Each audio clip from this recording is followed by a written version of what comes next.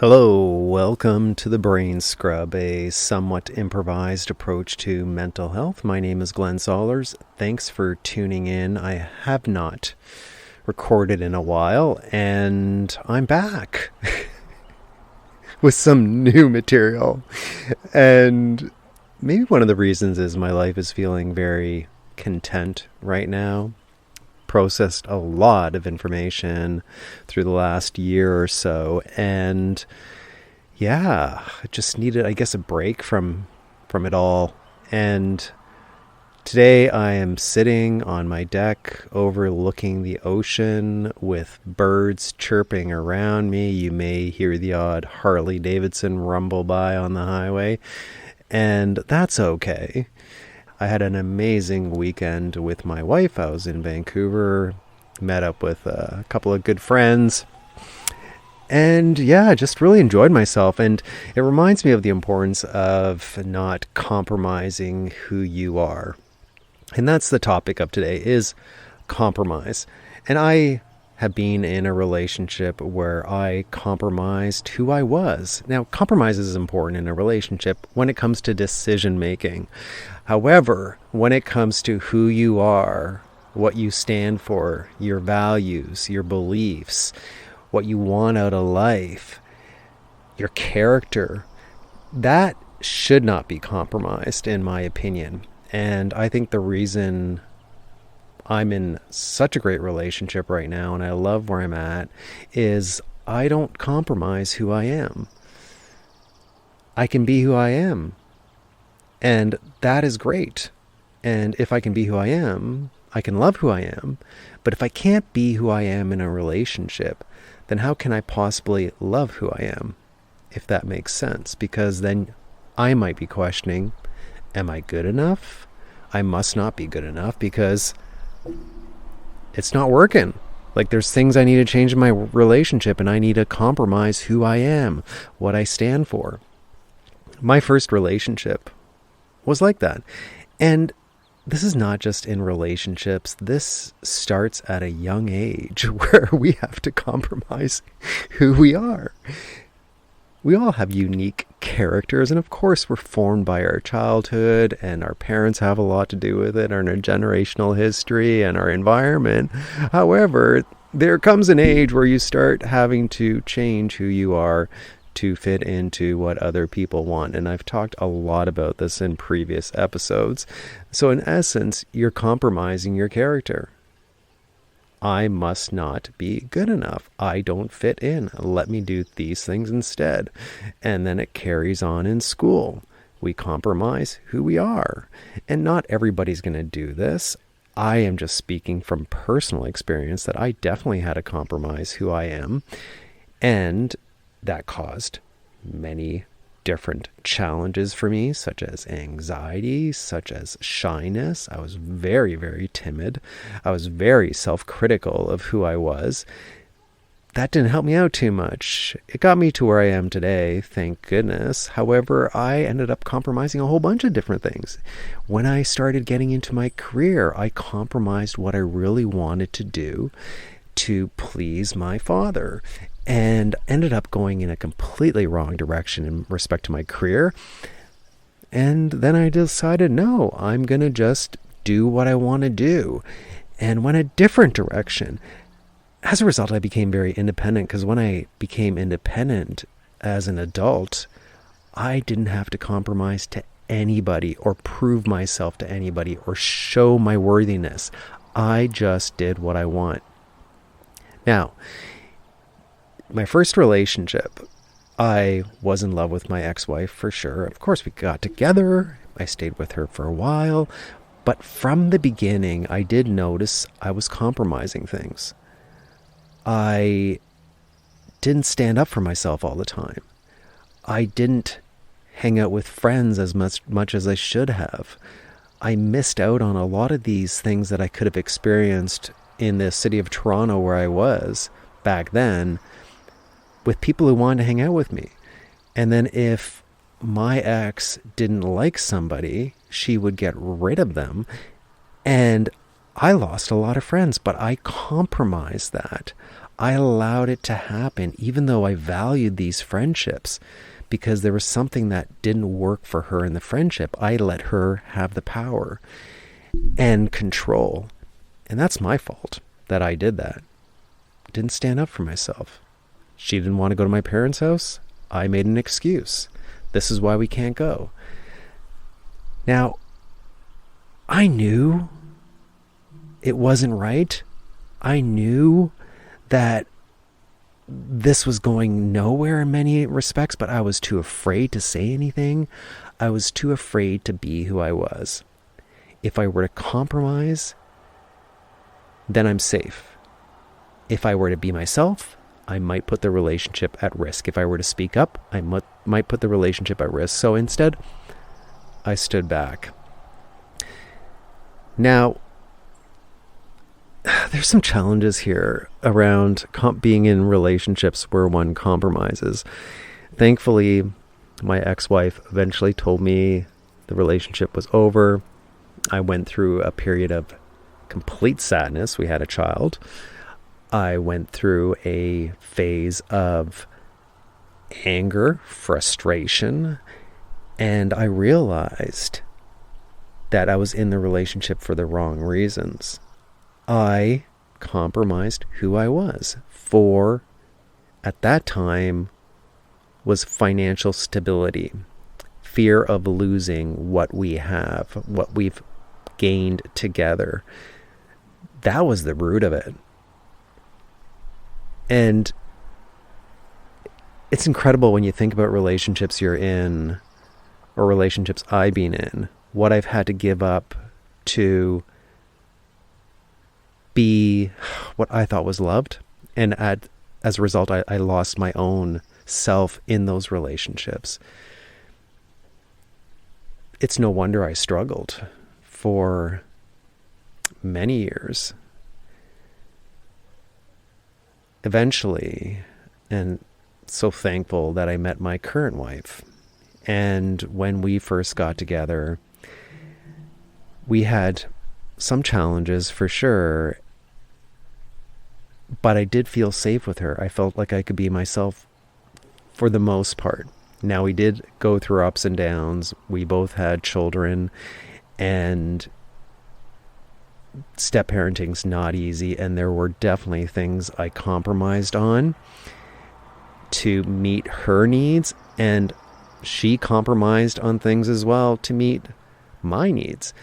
The kids likely had to compromise different things in a relationship like that, just like my previous relationship. And sometimes we carry these things to our next relationships, the stuff that we don't like. Like, for example, I've been bullied for many years of my life. My dad bullied me to a certain extent. My brother did sometimes, and I bullied my brother as well. I was bullied in school. Some of the relationships I had, I was being bullied by the people in the relationships. I had this really dear friend who ended up bullying me a lot and wanting his way. And then we start wanting these things in our life because that's what I was used to. I was used to being bullied around. And if I wasn't bullied, then it didn't feel natural and normal. I ended up enduring a lot of different things. And I've had to stand up to certain people about this, that this is it. And there was a time where I stood up to my ex-wife and said, you need to stop creating this dependency on you with my son. Like, he needed my ex to go to sleep. And I exposed my truth to my ex-wife about the feelings that I had early on and how I did compromise myself. Now, that didn't really do much good because 3 months later I lost my son. But you know what? There was a part of me that was freeing myself of the burden of, you can bully me, you can tell me what to do, you can try to manipulate me, and I will do what you say, out of fear. And that was the first time that I stood up to somebody with a lot, and I had a lot of fear when I did it. But at that point in time, she lost me for sure in terms of can't get stuff out of him anymore. And I ended up, and I think this might be part of it, and I ended up losing my son. I haven't seen him for 7 years. Now, was that the reason? I don't know. I'm just speculating here. However, the point is, I trained her to be somebody, for her to believe that I'm somebody who I'm not. And then when I shifted and I can actually be myself and step into my power, not be worried about being afraid of things or the consequences that I could be up against, she was not used to that. So why do I talk about this today is, as I'm getting older, I am realizing the power of being in a relationship where I don't have to compromise anything. The kids are out of the house. We hang out with friends who are not compromising clearly in their relationships. They're happy when we get together. We're happy. We're jovial. We can joke around. We're not trying to be somebody who we're not. There's so much freedom in that. And my friends, we all have similar interests as well. It's such a gift.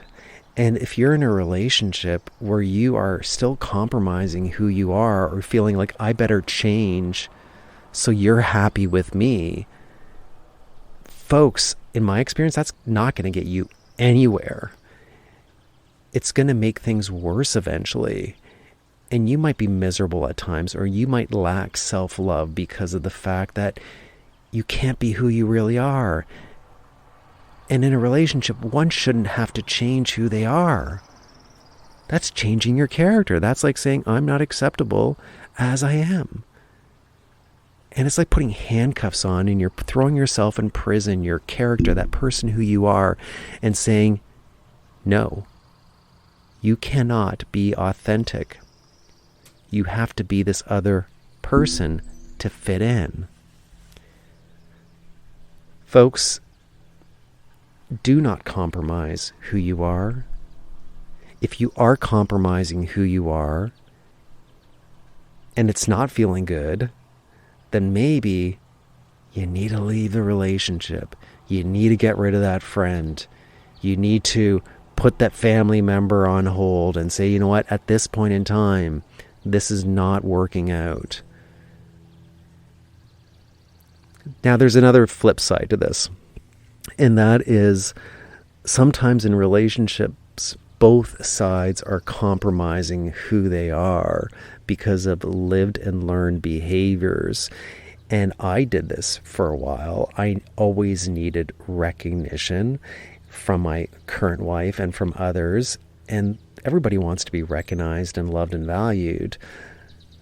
But it's not what I really need in life. Like, that's what I've learned to need because I never got positive recognition.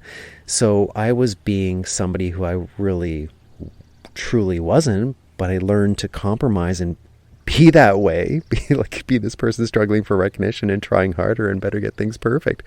And that's a learned behavior, but that's not really who I am. I'm great as I am. I don't need to get recognition from others. So there's this other part of it where you have to look at yourself and say, what have I learned to be that's really not me? And maybe I think I better be that, but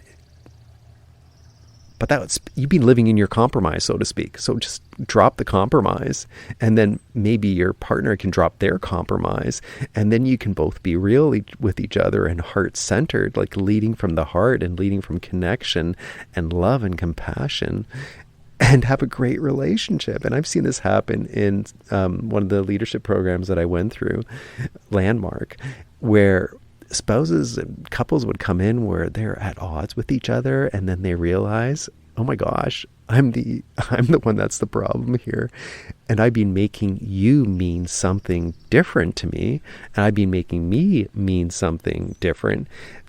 And the whole thing there is we're meaning-making machines. So instead of being with somebody authentically, you're being with them based on what you're making them mean and what you're making you mean. So it could be two people who think they're not good enough trying to come together, and then they're always trying to prove to themselves that they're good enough. And I'm just laughing because I think this is what I've been in for a lot of my relationships, where you have two people who feel insecure and not good enough, and then you try to get the power, and I try to get the power in the relationship, and they're trying to get the power in the relationship, and until one drops it, it may be a struggle, and it was a struggle. So gosh, getting older is funny because I'm loving life so much more every single day than I have in the past, because I'm not compromising who I am. I'm living my truth. I'm asserting my interests. My friends that I have, I can be so much closer to them. I can have great, deep conversations with people because of the fact that I can be me without compromise. Folks, love yourself, be yourself, and find those people in your life that will accept you for who you are, and the biggest thing here, accept you for who you are. Folks, thanks for listening.